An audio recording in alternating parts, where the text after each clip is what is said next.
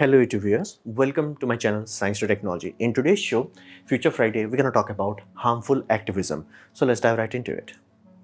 Now, what is this idea of activism? Activism is basically taking direct action to achieve either basically political or social change, and directly done by the people, meaning Indian people rose up to get independence. And many amazing movements have happened that I can't do justice to them, but you get the point. There have been amazing things that have been achieved using basically activism. Now, be very mindful. It's a very amazing tool for change, meaning it has many time and time again, it has changed something for permanently, meaning this was acceptable. They did not for a few days it was not acceptable. No, it's they changed it permanently. So it's one of those things that is mind-bogglingly powerful if done correctly.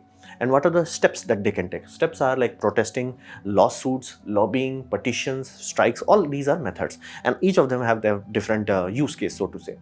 And be very mindful, while it has achieved amazing things in entirety of human history, it does have a tendency to backfire if done incorrectly. If you misuse this tool, it will backfire. Rather than doing something, it will just pretend to do something, or worst case scenario, it can backfire. So going from India's independence, you could end up in a scenario where it's a tool that we thought could do that, it's backfires badly. So it's one of those things that we have to be very mindful about. For example, I'll take a simple example, veganism. Now, there is a very good chance majority of my American viewer who are watching this, they may have cringed a bit. Now, veganism on principle, let's just talk on principle. It's a good idea because it helps people. It also helps the ecosystem. So what's bad about it? Well, activism basically. At this point in time, if you cringed about hearing this word veganism, is basically activism made it super toxic. The irony of it is that there was one individual, a YouTuber, that's why I know of him, is he was a basically vegan activist, and he himself was he was trying to do his right by that and all that, but the toxicity of the ecosystem was so bad, he's just he yeeted out of it, and now he's a foodie channel.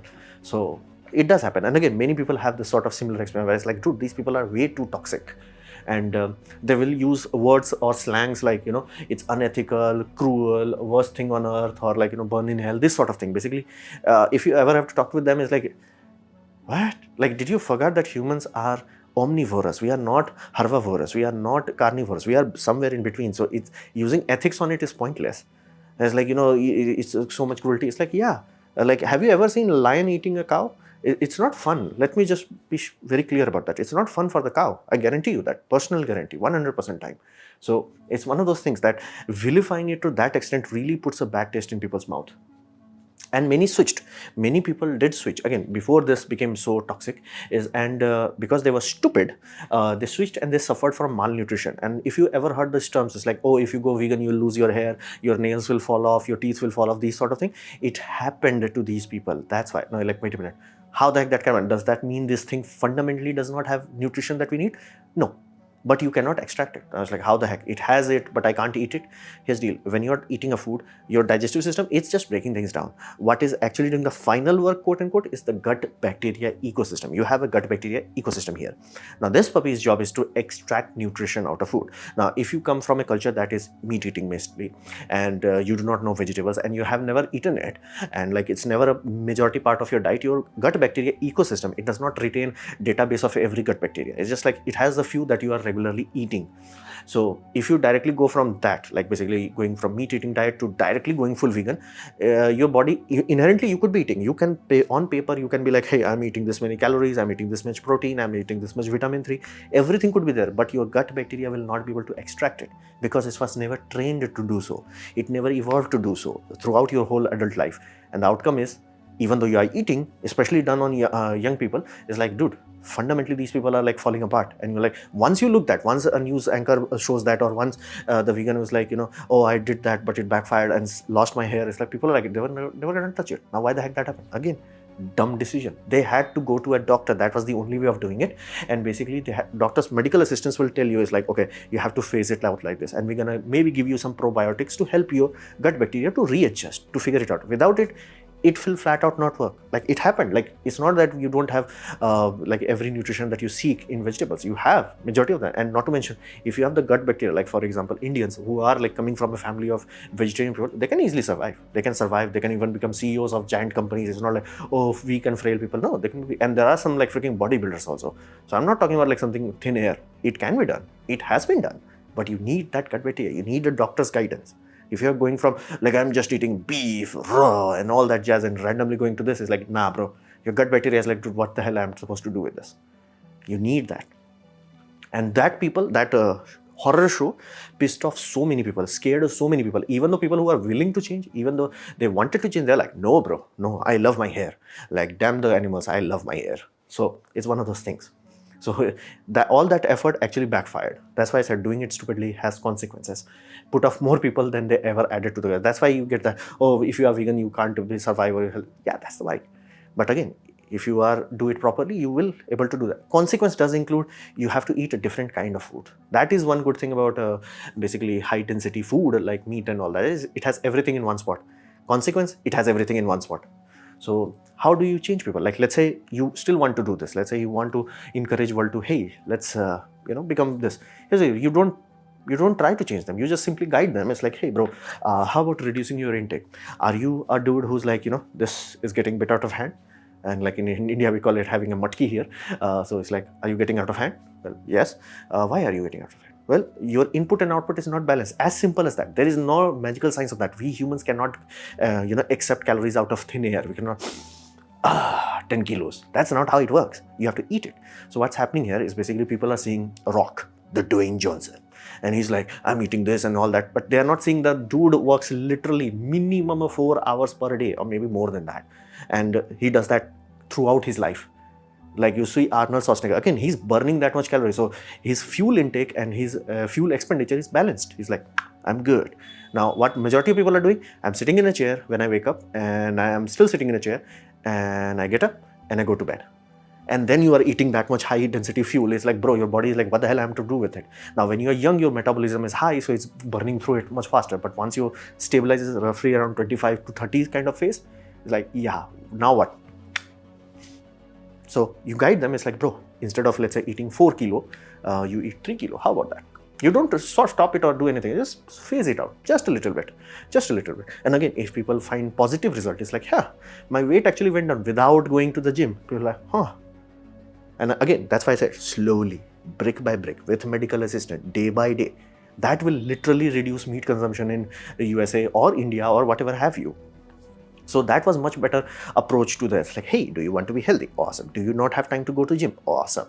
Here's the deal. How about you just throttle your input? Don't stop it. Don't change it. Don't feel bad about it. Just throttle it. Just see. Hey, does your body respond properly to it, effectively to it? And people have done that, and that's awesome.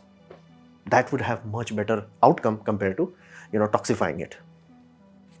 Then we go to our current hassle that we are dealing with is environmentalist. I'm an environmentalist, but I will never interact for this. The reality is these people have heart in the right place, but I have no idea where the heck their brain is. Like flat out, I have no idea. Or worst case scenario, they are flat out lazy. So what does that mean? That simply means they actually know very little about everything. Very little. Like scary how little they know.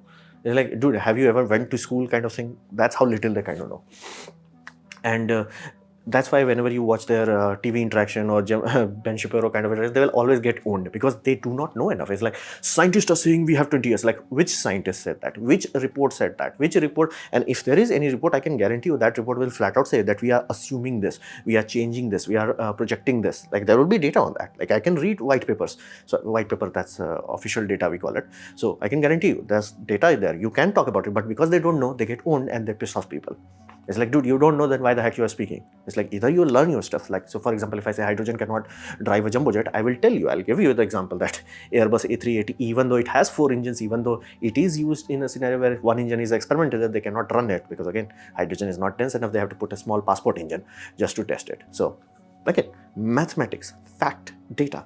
And if you don't know those things, you literally come off as just annoyances. And you can see that. That's why many times when they are in news channels and all that, it's like they don't actually have anything. It's like just laziness. Flat out. Again, I will not give them the, oh, it's hard. No, it's lazy. It's like, if I can study it, you can easily study it.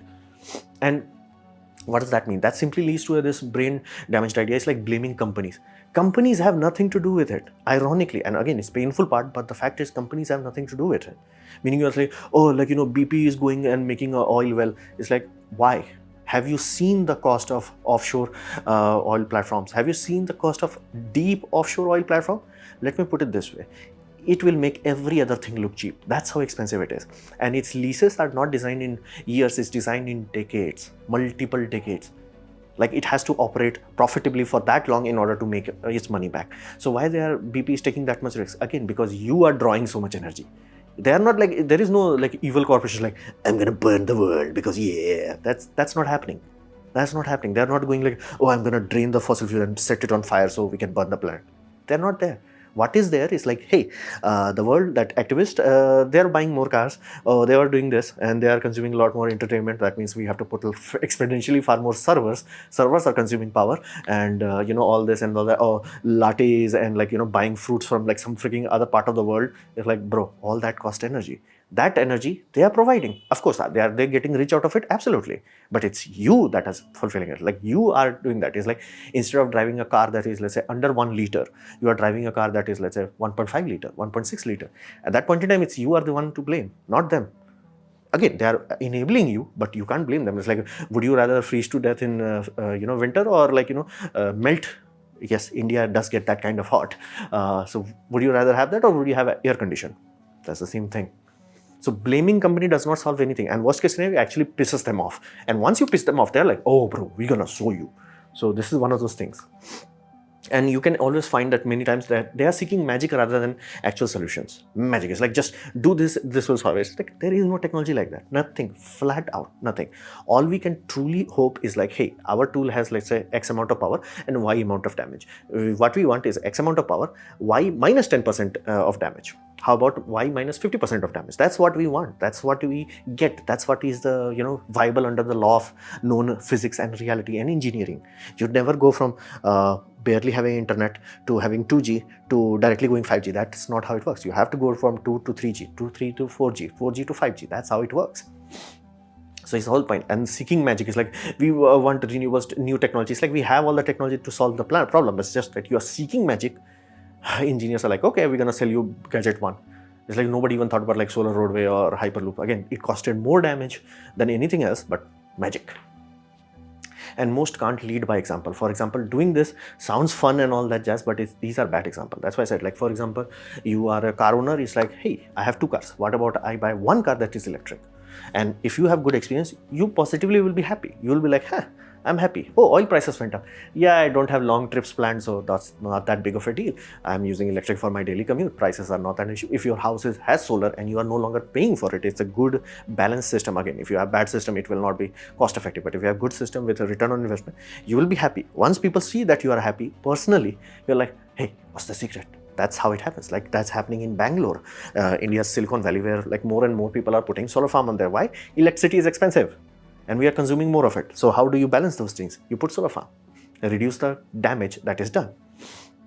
So that's the whole point. If you lead by example, everybody follows. Like why the heck European Union is pouring so much money on renewables? It gave them the endurance, the backbone, the spine that in year 2022 they had 25% upwards of energy coming from renewables, meaning they did not have to pay for Russian oil and gas. That's mind-bogglingly awesome, given the fact that how much energy Europeans consume. European whole as a block that was done. Now, once they see that, they're gonna, I'm gonna increase it. Again, it's a brick by brick process. It's gonna take year over year, but it will be done. We went from 0% to 22%. That's a big ass number. Like even in India solar's energy is around annual is around if I'm not mistaken, 20 plus terawatt hour. That's huge, huge. Again, brick by brick, day by day. So, and zero understanding of complete ecosystem cycle. And you can see there's like plastic straws are bad. It's like, have you seen the complete ecosystem cycle of basically a paper straw? It's much worse, much worse. Like plastic has really little carbon footprint, and we're gonna extract it anyway. And so what can we do? We don't want microplastic. That's a good thing. So what can we do? Well, we can be like, hey, what if we spend time to create an ecosystem where we can collect plastic garbage? We already collect garbage. We just have plastic isolated. Awesome. What then after that? Here's the deal. Put it in a pressure cooker and boil it. Basically what we call pyrolysis, meaning cooking it without oxygen, and it will break down into liquid. What liquid? Diesel. You can send it into diesel engine, it's gonna work. Or you can blend it in a foundry if you need to have a fuel effect directly. Again, no microplastic. And CO2 emission actually would be less than paper straw. So it's one of those things that you have to understand, whole complete ecosystem cycle. So without that, you will have no outcome. And here's the deal. We need better tools. At this point in time, what do humanity needs? Better tools, better panels, better wind farms, better HVDC links. What we need is better, not bitching, not doing this. This is not helpful. So that's the environmentalist side of it. Then we come to the most toxic side of it, is performative activism. Basically, this is the side effect of social media and human psychology. Again, it's like, I'm not above it, you are not below it, or something like that. It's just like we are all having to deal with this demon, so to say. And because you have to understand, the best drug in this world is moral superiority. Once you get that hard on, it's like, I'm morally superior. That's a very different kind of hard on. That's like flat out, you will be like, I am superior. Again, we have history to teach us whenever that drug gets out of hand, things get out of hand. And I mean really, really badly. But it does give you that feeling. It's like, I'm fighting for this. Like, why are you using iPhone then? Why are you using a very expensive iPhone that creates e-waste unnecessarily, even though they signed a European contract who is like, hey, we're going to use USB standard, common USB standard.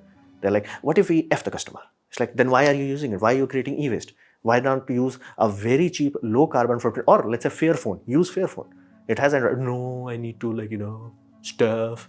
So it's one of those things that moral superiority gives you the illusion that you are actually doing something, even though you could be causing active harm. And it's just loud, frustrating, and worst case scenario, hashtag versus hashtag, meaning hashtag versus right versus left, hashtag versus pollution and this, and hashtag versus this and that. It's like really, really, really bad. And echo chambers are really bad, specifically in India, because India does have a Twitter account, as in like there are enough people using Twitter, but they somehow forget that India's population is gigantic, 1.5 billion. How many people are in Twitter? Less than few million. Like, and somehow everybody acts like Twitter is the, like, thing. It's like, dude, you can be like, every Twitter user could be doing something. You get out of your home and nobody even knows about what you're talking about. That's why echo chambers can give you illusion or delusion, depending which word you want to choose, perception of majority consensus. Meaning, if everybody in Twitter agrees, you think that everybody in the world agrees. No, just everybody, that small minority of Twitter user, because Twitter's current data is like majority of interaction happens between 25% of people. 75% are just there, like, for some reason, maybe contacting someone, using some business deals and all that jazz, nothing more than that. So that's the reality. And it's a very tempting place for gathering people for looking for social credit rather than actually change. Meaning, it's like, I told you, like, you can buy a Fairphone today. You can be like, hey, it's a bit difficult, but it has much better carbon footprint. It has much better fair mining of minerals, everything. You can test all the data. It has normal standard rather than creating a garbage basically lightning standard. But iPhone, it's like, you can buy a normal car, normal as in like any car that is under 1 liter. You could be like, hey, I want to drive a 4-liter car. Then okay, you are free to choose so, but you cannot bitch about, like, global warming if you are driving that. Flat out no. Like, again, if you are driving a bus that is ferrying a lot of people, that's awesome. But a car, and if you are the only one who's driving that, if you're not doing off-roading or something like that, it's like, why? That's the whole thing. So it just becomes a place where people are collecting social currency. It's like, I really feel about African children. It's like, how about not buying things that literally is made there, or conflict with materials? So that's why I said Fairphone is a very good example, but nobody wants to buy it. It's like, but it is not an iPhone. It's like, is your activism more important than, like, freaking iPhone? Like, really, that's all it comes down to. It's like discomfort versus pretending. As simple as that. Like, you have to be willing to be discomforted in order to solve something, or just pretend to do so. And it gives it's a very cheap dopamine addiction of accomplishment without actually doing anything. No changes will happen. Like, thousands of hashtag this and that and all that, news channels will talk about it, which, mind you, more and more people are not watching it. So nothing will happen, and everybody's like, yeah, we accomplished it, this happened, that happened. It's like, it's just that's all happened, nothing major. And it takes everything to extreme. This is the worst part of human psyche when you put in this sort of ecosystem. They just stretch out. It's like, hydrocarbon is the worst fuel. It's like, no, it's the most amazing fuel we could ever detect or ever could use given the atmospheric condition of Earth. If you want to fly a jumbo jet, you cannot do that on hydrogen. Hydrogen does not have density. Like, look at the periodic table. Where is hydrogen? Like, unless hydrogen is bounded by carbon, it's useless. And in everything, like, unless carbon is there, which is the backbone of life, you're stuck. So what is bad is basically the aspect of fossil fuel that we are adding extra carbon to the ecosystem. That's bad. Hydrocarbon, not bad. Like, if you run a system on biogas, is that bad? No, it's a carbon cycling, basically exact same thing that is coming out of my nostril, next generation of plants and crops will absorb it. That's how it's cycling. Where's the energy coming from? It's coming from sun, solar energy converted into chemical energy, YOLO. That's why I said, like, go to seaweed biofuel. It can solve all our problems without having consequences of creating a new carbon footprint of magical BS that does not work. So everything taken to extreme, where it's like, this is bad, this is good. It's like solar roadway burnt billions of dollars. Billion. 1 billion is needed to make 1 gigawatt solar farm. That much carbon footprint could have been saved, but we just burned it. Because again, activism, performative. Nobody knew anything. It's like nobody did the math. It's like, we have to put panel at exact angle to get maximum potential power. And you're like, what about if we put it random angles? Because again, roads are not made to be facing sun. That's not their primary goal. So they do not have that. And what if there is car on top of it? What if there is a glass on top of it that is extra thick and extra strong to withstand that, and it's not going to last? There is no glass that you can make that can be put on a road and you can have trucks driving over it. That's not possible. Physics does not allow you to do that. And the engineering that will allow you to do that, yeah, the panel cost would be exponentially high, and they burned $1 billion. What do they have to show for it? Nothing. So that's why it's one thing you have to understand. Bad things can get out of hand when you are dealing with this sort of system. It amplifies group thinking, and worst case scenario, it always hates the other party wholesale. Meaning it's like nothing good is there. Never. Like, I genuinely respect Trump, but I know that dude, whenever he's talking about renewables, he does not know what he's talking. But I still respect him. It's like a dude came out of nowhere and he's like, bro, I'm going to be president. And he became the president. I'm like, damn, son. Like, if you don't respect that, I don't know what will you respect. But again, I do get the understanding that he does not understand renewables, but he does understand China. So it's like, I have a very simple logic. It's like, how many things you are getting right and how many things you need to get right. It's like, you're getting this many things right. Awesome. I'm happy with it. I never expect anyone to know everything. I don't know everything. So why do I expect anyone else to know everything? So that's the whole point. Never hate wholesale. And it amplifies it. It's like, this meme is the most easy description of that. Who wants to change versus who wants to change? Everybody wants the change. Oh, we want things to change. It's like, do you want to become, uncomfortable? Oh no, then why are you bitching about changes? Like Shell Mobile and all that jazz, they are not selling oil to aliens. They are selling oil to you. So what's the solution? Well, solution is basically you have to realize some filters in your mind where it's like, never blame anyone. Like, do not blame. It's like, oh, those oil people. No, they are people like you and I. They have a family. They have kids. They want to work their ass off to feed them. They're not doing it for like, because I want to burn the world down. It's like, that's a really bad criticism that happened in Captain Planet and all that jazz. That was really stupid. Like, that's not how they are. Like, or like if you are seeing a lumberjack, it's like cutting trees down. It's like, he's not doing it because it's fun. It's hard work. Why the heck you will do hard work? It's profitable. That's how you put food on the table. You're gonna do it. And yes, it's very easy to judge them. But if you were in that position, you will do the same thing. So do not, like, in your filter list where how you're seeing things, never have a reaction of hate, blame or hatred at first stop. That should be like extremely last. And here's the small changes, multiple small changes. Like, people are like, oh, it's not going to have a big impact if everybody did rooftop solar. Here's the deal. It will not have a big impact on day 1, but it will have granddaddy impact on day 500. That's how it works. Like, India did not reach to a status where they're like, oh, we have 20% basically national energy consumption from renewable. That did not happen overnight. That took years. Again, small change, brick by brick, day by day, it changed. And now people are like, we can actually see, like, we can almost see that we can reach a point where we have 100% renewable. It's no longer just magical. Like, think about this way. Back in the early 2010, you must have noticed that people are talking about, oh, renewables don't have power, Nobody talks about that anymore. Why? We are seeing that. Once you see gigawatts of power being added to the grid, at that point in time, saying it does not have power does not add up. So now people are talking about something else. It's like, hey, how do we store that much power? Like, how do we balance that kind of power? That's why you will see a lot of focus on HVDC grids. That's why people are focusing on that. See? Again, small changes over time, like small changes over 20 years, released basically 20% less CO2. Over time, it will reach that where we want to get it. But if you hate someone, if you blame someone, you will force them into inaction. And that's human nature. It's not like, we should be superior. No, we're just animals. So at that point in time, if you piss someone off, they're going to become inactive, meaning they're not, even if they were thinking about adding solar, they were like, you know what, I don't want to interact with these people.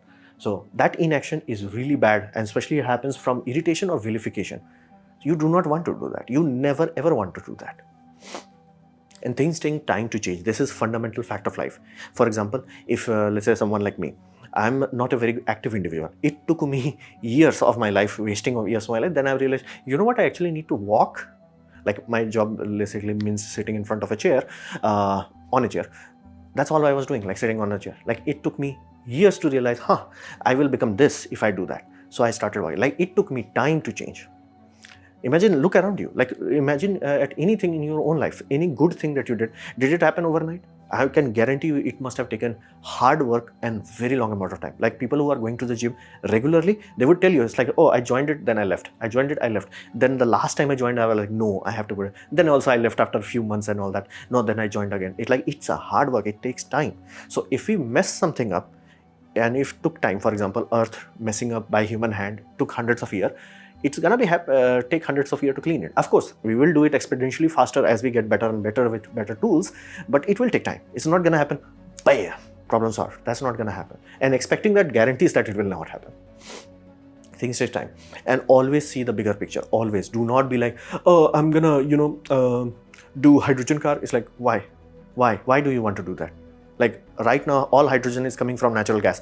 Directly run natural gas car, it will produce less CO2. If you indirectly do that, it will produce more. But again, you will not see it because you are not seeing the bigger picture. You're like, hey, my car does not have exhaust. It's like, dude, your exhaust is at the gas well or the processing plant where they are doing what we call steam reforming. So you still have emission, it's just out of sight. You are like, I'm clean. No, you're not. And the moment somebody owns you on live television or something like that, then more people will be pissed off. That's why always see the bigger picture, always see clearly. Every detail, every facet, as much as you can see, as much as you can learn, do it. And here's the deal. If you want to cause change, simple, mutual benefits. Like why the heck India is investing so much money in solar? It's profitable. It's like I go to a dude and I'm like, dude, you're running a, let's say, a warehouse. That warehouse has some electrical consumption. How about you have a giant roof, right? What if you put solar farm on it? Like, yeah, it's an expensive thing. Yeah, it's expensive, but you will get your money back in as quick as, like, especially in a warehouse when you have giant flat roofs, you can easily get as quick early as around 5 years in India or 7. And here's it's gonna work 20 years after that. 20 years basically grand total. So you still have 10 years of money making system. And you do not have, you can put a small battery bank so the solar system works even if grid fails, and you barely need to turn on your emergency generator in worst case scenarios. Everybody will do that, and people are doing it. It's just not, we are not doing instantaneously everybody, because again, capital is a limited thing, but we are still working on it, and more are more getting involved by it. Mutual benefit, meaning how the heck this guy is changing the world. This guy is very simple. Do you like to buy a laptop? Awesome. Do you like to have a laptop that actually works for years rather than just like 2 years and then one thing break and you have to throw it away, and then you go to Genius Bar and they're like, oh, F you are poor, buy a $800 motherboard, and like, dude, I don't think there is any damage that is worth $800 in this. No, F you. And create e-waste. Would you like to live in a world where you do not have to do that? Everybody's like, hey, I like that. This guy showed the world. It's like, hey, Genius Bar pissed the customer off. Here's the product. Genius Bar, $800. I'm opening it up. Okay, minor issues. Okay, this capacitor blown. Okay, this. And like that, there are only few things that go back, because again, when you are dealing with 5,000 or 6,000 laptops, at that point you can figure out the pattern. It's like, okay, T2T, done. He's literally fighting for right to repair and showing the world. That all these activists who are supporting Apple, buying Apple products, how bad these people are. Because Apple literally went to the providers. Basically, LG was the display provider back in the day. Literally paid them more just so they can sign a contract that is like, you cannot sell this panel to other manufacturers or other open third party. Why? So third party houses cannot repair it. Like there was no reason. Like Apple had to pay money to block repair with original first part products, what we call OEM products. Like this guy has, like, again, he has history, so he can show you all the details. Whereas like, so everybody who has iPhone and is like, I'm supporting, no, you are just a bad person, or worst case, lazy person. That's why always look at the bigger picture for clarity, and always give mutual benefit. Like this dude, he was swimming in the ocean. Dude was like, I'm enjoying it. Then plastic went bam to his face, and he's like, dude, I don't like it. So he developed a technology which allows to clean plastic from the ocean. Will it solve all oceans problem? Hell no. It's a band-aid. But here's the deal. I'll take a band-aid over nothing. As simple as that. I will take a band-aid over nothing any day of the week. That's all. Like, people are leading by example, but rather than focusing on this hamburger, it's like, what the hell? Like, why the heck this dude is not there? Like, there is a dude who has achieved fusion at the age of 12. That should be there. That dude is smart. But what we have is like a random dude is like, how dare you? It's like, what do you know about anything? So mutual benefit always goes longer way. Like basically, he took care of the customer. It's like, hey, Apple is effing you, creating more e-waste. How about you follow my guidelines? I'll show you. I'll fix your device. Awesome. Wouldn't you like to live in a world where every device is like that? Wouldn't you like to live in a world where you have Fairphone or basically framework laptops, right? How about you support me? So that's much better. And we are only human. This is another aspect of it. I was recently paid by activists to actually, have some interaction and all that jazz, counseling and all that. And I was shocked how kind of anti-human kind of or over expectation we have. Basically, it's like, we are eating animal, we are cruel to them. It's like, have you ever asked a cow how it feels when it's being devoured by a lion? I can guarantee you it's not fun. Personal guarantee, 100% guarantee. Then why the heck nature does that? Nature does not care. Nature got no chill. And what is the difference between animals and us? As Neil deGrasse Tyson put it, 5%. So that's all you have. 5%. From that DNA set to our DNA set, 5%. What the hell you are expecting in that 5%? Magic? We are just enhanced version of what nature does. Nature destroys. We ultra destroy. Nature saves. We ultra save. Nature leaps. We leap to moon. That's all we are. We are just ultra version of nature's algorithm. We are just the wise enough where we're like, we can do even better. We can do exponentially better. But again, everything has to go in that 5%. So we are not magic. And you have to understand, nature is cruel, meaning nature does not care. You're like, oh, toxin and this and all that. Nature had this sort of ecosystem battles thousands of times over. Like we are just the recent addition to it. Nature could literally one day sneeze and go, hachu, supermassive volcano go boom, and voila, bye-bye. Bye-bye ecosystem. And by the way, it has happened. We have fossil record of that. And on top of that, the first time plastic sort of a structure happened, that was in plant life. Wood was an ecosystem defense that plants created that no other microbial life or insect or organism could break down. So they created the world's quote-unquote first plastic. It took nature years to figure out how to create an enzyme that can truly digest it. Same thing with us. We created plastic. We think like we are awesome, we are smart, and nature is like, bro, just give me time, man. And by the way, we have enzymes that can break down styrofoam already today. I can be damn sure in next 50 to 100 years, we're gonna have like plastic is like, we no longer use plastic. Why? It's no longer as magical as it used to be. So it's one of those things. Nature is cruel. We are the humane part. And that's why we matter, because we give a damn. We do not want to cause unnecessary. That want is the awesome thing. Be proud of that. Like, hey, I want to live in a better world. Be proud of that. I wanted to cause awesome things. Be proud of it. Don't hate humans. Like, oh, and never ever be like, oh, I care about environment. They don't. Never be like that. Never go into that blame mode. Never. And be mindful. And I've seen this modern trend of anti-human behavior. When you put that, and when people actually accept that, everybody who's like a consequence of that, it would be just like, let everything burn. And at that point in time, we might sterilize the planet. Right now, our Tsar Bomba is not that powerful, but I do not want to figure out, like, maybe some military project have actually built something that can do that. So you have to understand, lead by example. Always be like, hey, you win some, I win some. For example, you want to reduce carbon footprint. How about you add money to every basically shipping containers company? Is like, hey, use that money to add basically hybrid turbocharger that has basically electric motor put into that. Why? They will no longer need to consume fuel to run auxiliary generator. Your CO2 output will go down by 3 to 10 to 20%, depending on designs. That's much better compared. And again, you spend, even if they are spending money, you can help them. You can accelerate the growth. That's the whole point of a government. So that's the solution of it. Basically, make sure never blame, because you have to understand, when you are put in their position, you will do the same thing. So this was another presentation on harmful activism. Hopefully you have liked it, learned from it. In that case, please give the like button, share it amongst your friends. That will help me a lot. If you didn't like it, didn't enjoy it, I urge you to press dislike. Press it twice to show me extra disappointment. Please leave a comment, because I do try to reply to all of them. Subscribe, press the bell icon if you're free. And as always, thanks for watching.